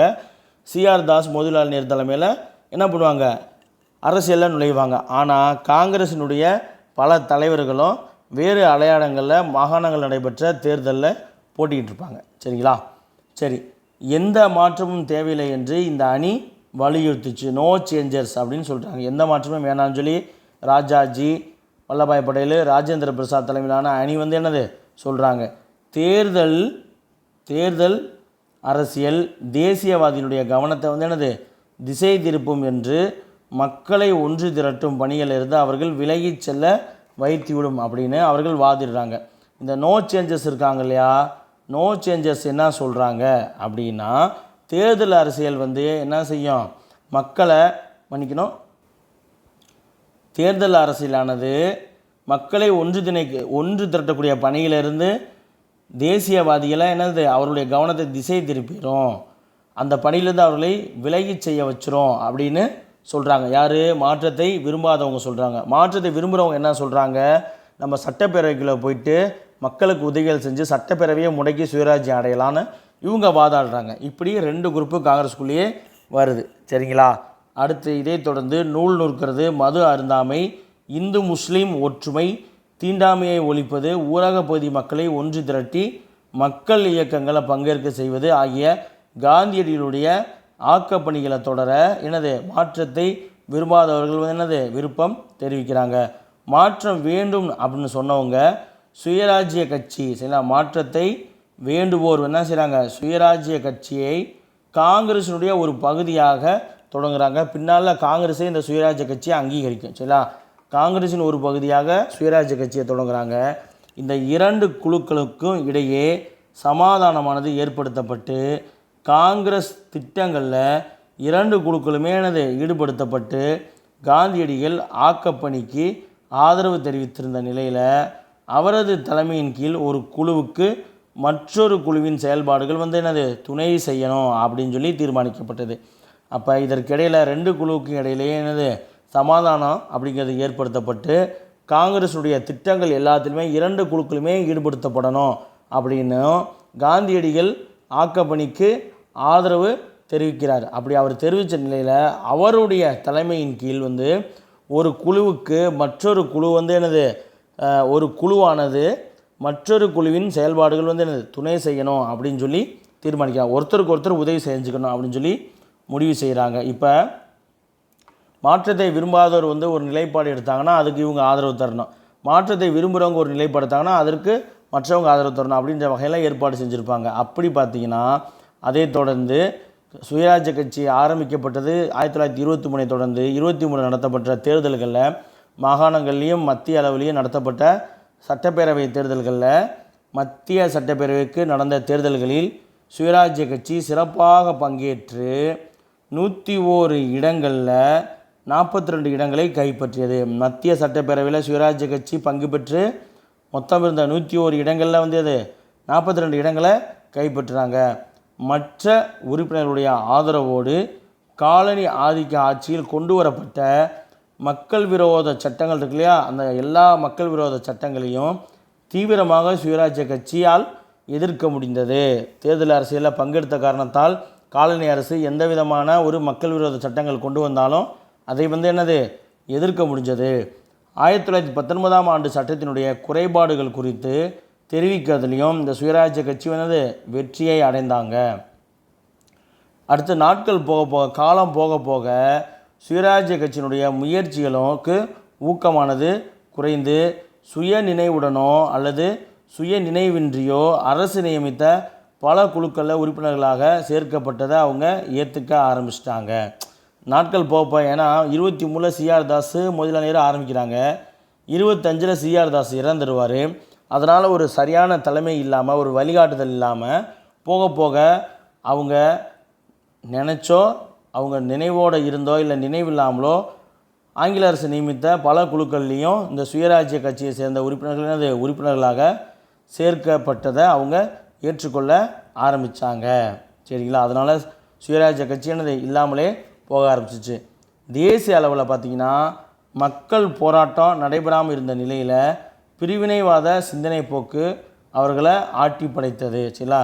மக்கள் மத்தியில் என்னது தேசியவாத மக்கள் அளவில் போராட்டம், தேசிய அளவில் மக்கள்கிட்ட போராட்டம் நடைபெறலை. அப்படி இருக்கும் பொழுது இந்த ஆங்கில அரசு பல்வேறு குழுக்கள் அவங்கள பிரித்து போட்டாங்க இல்லையா, அதை ஏற்றுக்க ஆரம்பிச்சிட்டாங்க. ஏன் அப்படின்னா இந்த பிரிவினைவாத சிந்தனை போக்கு தான் அந்த சுயராஜ்ய கட்சியினரை என்னது ஆட்டி படைச்சிச்சின்னு சொல்கிறாங்க. அடிப்படைவாத சக்திகள் இடத்தை ஆக்கிரமிக்க தொடர்ச்சியாக பல வகுப்பு கலவரங்களை நடந்தது. அடிப்படைவாத சக்திகள் இடத்தை ஆக்கிரமிக்கணும் அப்படிங்கிற காரணத்துக்காக பல வகுப்பு கலவரங்கள் நடைபெற்றது. சுயராஜ்ய கட்சியும் பிரிவினைவாதத்தால் பாதிப்படைஞ்சிருச்சு. சுயராஜ்ய கட்சியும் பிரிவினைவாதத்தால் பாதிப்படைஞ்சிருச்சு. இந்து நலன்களை பாதுகாக்கக்கூடிய நோக்கில் அரசுக்கு ஒத்துழைக்கப் போவதாக ஒரு குழுவினர் ஆதரவாளர்கள் அப்படின்ற பெயரில் செயல்பட்டாங்க. கடைசியில் போய் பார்த்திங்கன்னா இந்த சுயராஜ்ய கட்சியுமே பிரிவினைவாதம் ஏற்பட்டுச்சு. இந்துக்களுடைய நலன்களை பாதுகாக்கணும் அப்படின்னு சொல்லி ஒரு குழு செயல்பட ஆரம்பிச்சிருச்சு. முஸ்லீம் அடிப்படைவாதிகளுக்கும் தேசிய போராட்டத்தில் தங்களுக்கு கிடைத்த இடத்தை பிடிச்சிக்கிட்டு மதவாத உணர்வுகளை பரப்ப தொடங்கிட்டாங்க. சரிங்களா? மதவாத உணர்வுகளை பரப்ப தொடங்கிட்டாங்க. இடதுசாரி தீவிரத்தன்மை கொண்டவர்களுடைய செயல்பாடுகளால் காந்தியடிகள் வேதனை அடைய ஆரம்பிச்சிட்டாரு. இடதுசாரி தீவிரத்தன்மை கொண்டவர்களுடைய செயல்பாடுகளால் காந்தியடி வேதனை அடைய ஆரம்பிச்சிட்டாரு. மதவாத போக்கு அதிகரிக்கிறத கட்டுப்படுத்தக்கூடிய நோக்கத்தில் காந்தியடிகள் என்ன செய்கிறாரு, 21 நாட்கள் உண்ணாவிரதத்தை மேற்கொள்கிறாரு. 21 நாட்கள் உண்ணாவிரதத்தை மேற்கொள்கிறாரு. அடுத்து இந்தியாவில் இடதுசாரி இயக்கங்களை பற்றி நம்ம பார்க்க போகிறோம். பார்ப்போமா? இதற்கிடையே சோசியலிச கருத்துக்களும் அதனுடைய ஆர்வலர்களும் என்ன செய்கிறாங்க, தங்களுக்கான களத்தை அமைச்சுக்கிட்டு விவசாயிகள் மற்றும் தொழிலாளர்களிடம் செயல்பட ஆரம்பித்தாங்க. இடதுசாரிகள் தொழிலாளர்கள் மற்றும் விவசாய இயக்கங்களை தொடங்குகிறாங்க. காலனி ஆதிக்கவாதம் மற்றும் முதலாளித்துவத்தை விமர்சனம் செய்யக்கூடிய வகையில் மார்க்சிய சித்தாந்தம் இந்தியாவில் வேரூன்ற ஆரம்பிச்சிருச்சு. தொழிலகங்கள் தவிர மாணவர்களையும் இளைஞர்களையும் ஒருங்கிணைப்பதில் இந்த இடதுசாரி இயக்கங்கள் பெரும் பங்காற்றியது. இடதுசாரி சித்தாந்தத்தை பரப்புறதில் காங்கிரஸுக்குள்ளே இருந்த ஜவஹர்லால் நேரு, சுபாஷ் சந்திர போஸ் போன்றவங்க இடதுசாரி சித்தாந்தங்களையும் பரப்புவதற்கு தங்கள் பங்களிப்பை தர ஆரம்பிச்சிட்டாங்க. சரிங்களா? தங்களுடைய பங்களிப்பை என்ன செய்ய ஆரம்பிச்சிட்டாங்க, தர ஆரம்பிச்சிட்டாங்க. காங்கிரஸுக்குள்ளேயே ஒரு இடதுசாரி இயக்கம் உருவாகி நடக்க ஆரம்பிச்சிருச்சு. இந்த காலனி ஆதிக்க சுரண்டல் மற்றும் உள்நாட்டில் முதலாளிகள் நடத்திய சுரண்டல், இந்த ரெண்டுக்கும் எதிராக சண்டையிடணும் அப்படின்னு சொல்லி அவர்கள் வாதிடுறாங்க. யார்? நேருவும் சுபாஷ் சந்திர போஸும் ஆதரித்த இந்த இடதுசாரி இயக்கங்கள் என்ன செய்கிறாங்க, ஆதிக்க அரசுக்கும் எதிராகவும் இந்தியாவில் இருக்கக்கூடிய சுரண்டல்வாதிகளுக்கு எதிராகவும் நம்ம சண்டையிடணும்னு சொல்கிறாங்க. எஸ்ஏ டாங்கே, எம்என் ராய், முசாஃபர் அகமது போன்ற கம்யூனிஸ்ட் கட்சியினுடைய சிபிஐ, சரிங்களா, கம்யூனிஸ்ட் பார்ட்டி ஆஃப் இந்தியா, இந்திய பொதுவுடைமை கட்சியினுடைய மூத்த தலைவரான தமிழ்நாட்டின் சிங்காரவேலர் உள்ளிட்ட தலைவர்களுடன் சேர்ந்து விவசாயிகள் மற்றும் தொழிலாளர்கள் என்ன பண்ணுறாங்க, கட்சிகளை தொடங்கி வைத்தனர். சரிங்களா? இந்த கம்யூனிச கொள்கையை கொண்ட தலைவர்களான எஸ்ஏ டாங்கே, எம்என் ராய், முசாஃபர் அகமது, அப்புறம் மூத்த தலைவராக இருந்த வயதில் மூத்த தலைவராக இருந்த சிங்காரவேலனாரோட சேர்ந்து மக்கள் எல்லாரும் என்ன சொல்கிறாங்க, விவசாயிகளும் தொழிலாளர்களும் இந்த இந்தியாவில் முறைப்படி 1925ஆம் ஆண்டு நடைபெற்ற கான்பூரில் பொதுவுடைமை மாநாட்டில் இந்திய பொதுவுடைமை கட்சியானது நிறுவப்பட்டது. சரிங்களா? கம்யூனிச சோசியலிசவாதிகள் மற்றும் புரட்சியாளர்களுக்கு எதிராக அரசு கடும் நடவடிக்கைகளை எடுக்குது. அப்படி கடும் நடவடிக்கைகளை எடுத்து அந்த கம்யூனிசவாதிகள் மீது அரசு கான்பூர் சதித்திட்ட வழக்குகளை தொடர்ச்சியாக போடுது. கான்பூர் சதித்திட்ட வழக்கு, மீரட் சதித்திட்ட வழக்கு, காகோரி ஆகிய இடங்களில் இந்த சதித்திட்ட வழக்குகளை ஆங்கில அரசு என்ன செய்கிறாங்க, பதிவு செய்கிறாங்க. இடங்கள் ரொம்ப முக்கியம். சரிங்களா, இந்த என்ன செய்கிறாங்க, சோசியலிசவாதிகளுக்கு எதிராக அரசு வந்து என்னது கான்பூர் சதித்திட்ட வழக்கில் நம்முடைய சிங்காரவேலனார் உட்பட எம்என் ராய், டாங்கே இவங்க மீதெல்லாம் என்ன பண்ணுறாங்க, தொடர்ச்சியாக 1920, 24 25 ஆண்டுகளில் என்ன பண்ணுறாங்க, அரசு தொடர்ச்சியாக வழக்கை போட்டு இந்த கான்பூர் வழக்கில் இவங்களெல்லாம் விசாரிக்கிறாங்க. இறுதியாக வந்து பார்த்திங்கன்னா இந்த கான்பூர் வழக்கில் வயது முதிர்வின் காரணமாக சிங்காரவேலனார் வந்து விடுதலை செய்யப்பட்டுருவார். அடுத்து வந்து பார்த்திங்கன்னா அதாவது என்னன்னாங்க, காங்கிரஸில் ஆல்ரெடி மாற்றத்தை விரும்புவோர் விரும்பாதோன்னு 2 கட்சி இருக்கும். அதில் வந்து மாற்றத்தை விரும்புகிறவங்க சுயராஜ்ய கட்சி அப்படிங்கிற ஒரு உட்கட்சியை உருவாக்கி தேர்தல் அரசியலில் பங்கெடுப்பாங்க. பங்கெடுத்து 23ஆம் ஆண்டு நடைபெற்ற மத்திய சட்டப்பேரவை தேர்தலில் 101 இடத்துல 42 இடத்த பிடிச்சு என்ன பண்ணுவாங்க, அங்கே போயிட்டு ஆங்கில அரசு மக்கள் விரோதத்துக்கு எதிராக கொண்டு வரக்கூடிய சட்டங்களை எதிர்த்து அவங்க வாக்களிப்பாங்க. அதே போல் மக்களுடைய கருத்துக்களையும் அங்கே சொல்கிறதுக்கு அவங்க பயன்படுத்துவாங்க.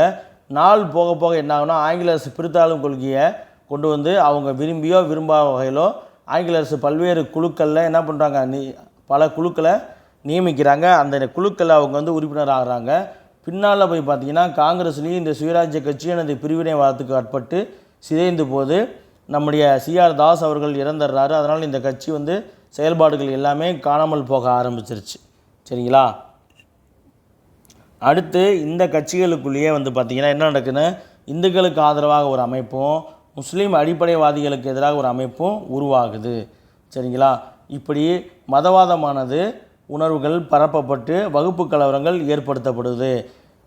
அதே நேரத்தில் இடதுசாரிகளோட தீவிரத்தன்மை வந்து அவர்களுடைய செயல்பாடுகளும் காங்கிரஸ் கட்சிக்குள்ளே நடக்க ஆரம்பிக்குது. யார், நேரு, சுபாஷ் சந்திர போஸ் போன்ற இடதுசாரி தீவிரத்தன்மை கொண்டவர்களுடைய செயல்பாடுகள் இருக்குது. வெளியிலேயும் இடதுசாரி தன்மை கொண்டவர்களுடைய செயல்பாடுகள் இருக்குது. இதன் காரணமாக காந்தி என்ன பண்ணுறாரு, வருத்தம் அடைகிறாரு.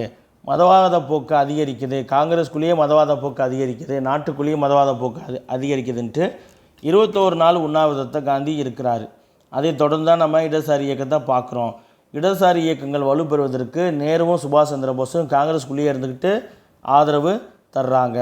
அப்போ அதன் அடிப்படையில் முக்கியமான மூத்த தலைவர்களை வச்சு மக்கள் என்ன பண்ணுறாங்க, 1925 வாக்கில் கான்பூர் பொது உடைமை மாநாட்டை போட்டு நிறுவுகிறாங்க. அடுத்து 1928 விவசாயிகள் மற்றும் பல்வேறு முயற்சிகள் செய்து 1928 விவசாயிகள் மற்றும் தொழிலாளர் கட்சி அப்படிங்கிற ஒரு கட்சியானது எனது உருவாக்கப்படுது.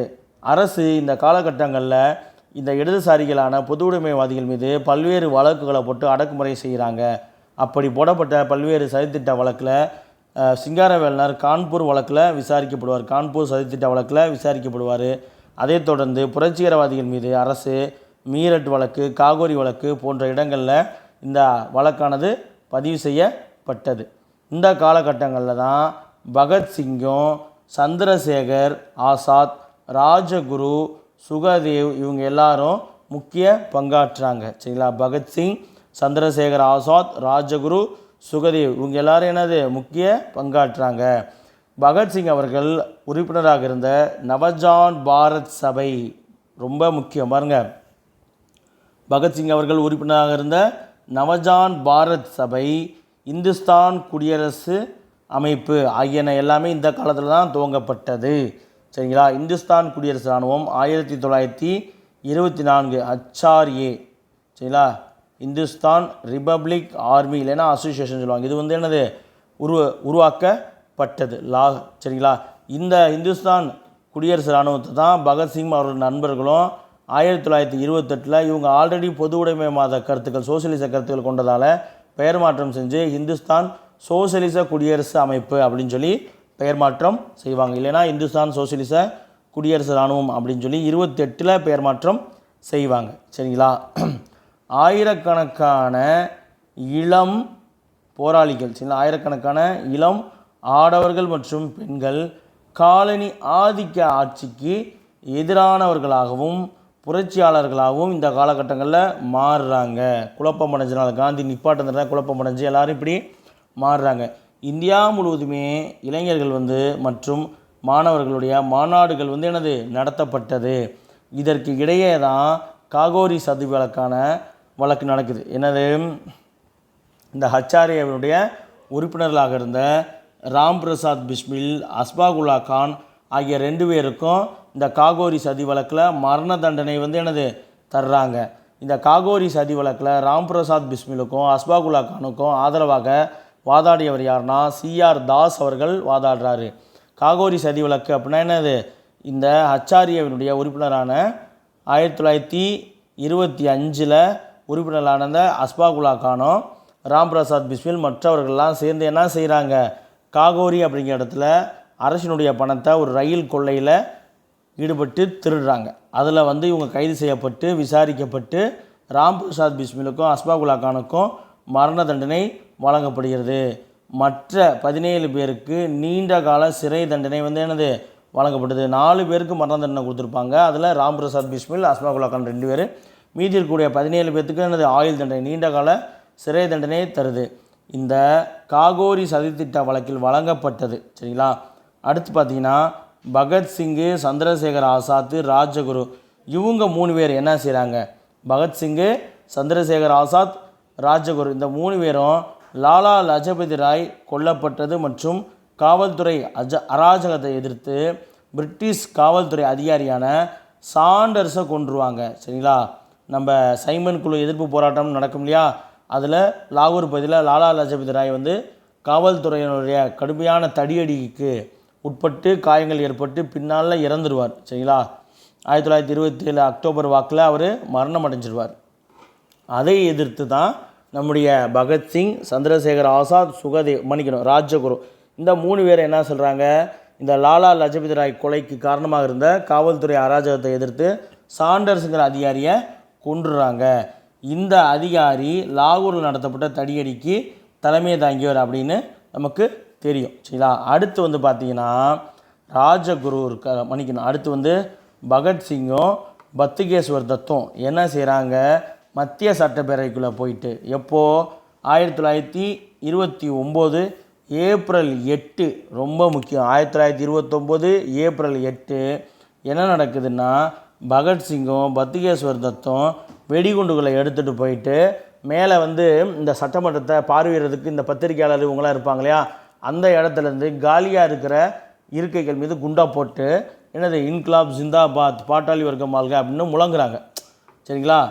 அப்போ 1929 ஏப்ரல் 8 மறக்கக்கூடாது. 1929 ஏப்ரல் 8 தான் மத்திய சட்டப்பேரவையில் பகத்சிங்கும் பத்துகேஸ்வர் தத்தும் குண்டு போட்டது. இந்த வழக்கு மீரட் சதித்திட்ட வழக்கு, சரிங்களா, 2வது மீரட் சதித்திட்ட வழக்கு அப்படின்னு பதியப்பட்டது. அங்கே சாண்டர்ஸ் கொல்லப்பட்டது லாகூர் சதித்திட்ட வழக்கு அப்படின்னு விசாரிக்கப்பட்டது. பகத்சிங்கை இந்த லாகூர் சதித்திட்ட வழக்கிலையும் மீரட் சதித்திட்ட வழக்கிலையும் விசாரிக்கப்பட்டு அவருக்கு மரண தண்டனையானது வழங்கப்படும். 1929 மார்ச் 23 மறக்கக்கூடாது, மார்ச் 23 அவருக்கு மரண தண்டனையானது பகத்சிங் அவர்களுக்கு வழங்கப்பட்டது. சரிங்களா. இந்த மீரட் சதித்திட்ட வழக்கு இருக்கு இல்லையா, 1929 குண்டு போட்ட மீரட் சதித்திட்ட வழக்கில் 3 டஜன் அதாவது 36 கம்யூனிஸ்ட் தலைவர்கள் நீண்டகால சிறை தண்டனைகளை வாங்கினாங்க. அடுத்த பாடத்தில் இது பற்றி நம்ம ரொம்ப விரிவாகவே படிக்கலாம் அப்படின்னு சொல்லியிருக்காங்க. அது வரும்போது ரொம்ப டீட்டெயிலாக பார்த்துடலாம். சரிங்களா. அடுத்து நம்ம என்ன பார்க்க போகிறோம் அப்படின்னா, சைமன் குழு நேரு அறிக்கை இருக்குது. இந்த சைமன் குழு நேரு அறிக்கை, லாகூர் காங்கிரஸ் இது எல்லாமே நம்ம அடுத்த பதிவில் பார்ப்போம். சரிங்களா. ரொம்ப முக்கியமான பாடம், அதிகமான தகவல்கள் இருக்கிறனால ஒரு 3 பாகமாக எடுக்க வேண்டிய சூழ்நிலை இருக்குது. சரிங்களா. இந்த பாடத்தில் இந்த தலைப்பில் நம்ம பார்த்த எல்லா விஷயங்களையுமே ரொம்ப கவனமாக குறிப்பெடுத்து வச்சுக்கோங்க. அது உங்களுக்கு ரொம்ப யூஸ்ஃபுல்லாக இருக்கும். சரிங்களா. மீண்டும் அடுத்த ஒரு வீடியோவில் சந்திப்போம். நன்றி.